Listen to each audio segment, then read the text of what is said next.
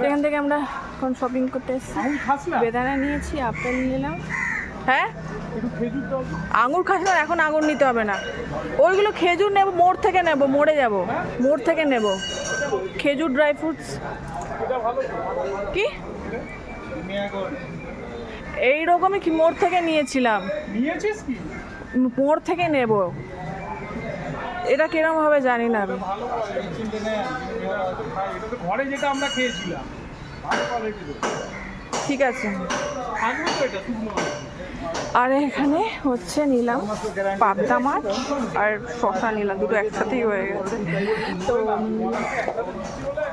জামাই ষষ্ঠী একটু বাজার বাজার করতে পেরেছি, এখন মরে যাবো। দেখি আইসক্রিম পাওয়া যায় কিনা। হ্যাঁ, এগুলো সব নিয়ে নিয়েছি। ওখানে বিলিং হচ্ছে। কি লেবু লাগবে না, চলো এবার। ওই মরে যাবো তো, মোড় বন্ধ হয়ে যাবে, চল।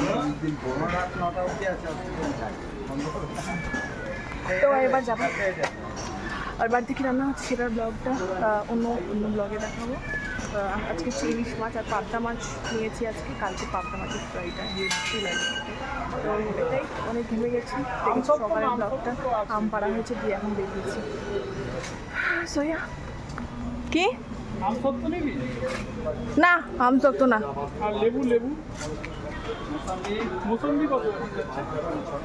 এখনো কেনাকাটি শেষের জন্য লেবু নেবে না, এই নেবে ওই নেবে করে যাচ্ছে। গড, হিজ কনফিউজিং টাইম, যে মাথা চুলকাচ্ছে, কনফিউজ হয়েছে।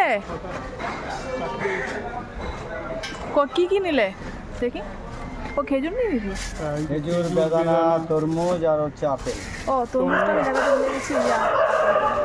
জিনিস না শপিং না আর ওই বাকি আছে। খিদেও পেয়ে গেছে, স্নান হয়নি এখনো। একটা টেস্ট করে দেখি, মোটামুটি ঠিক আছে। যেখানে আছে তো লাল লাল লালই আছে। চ, দেরি করছিস কেন?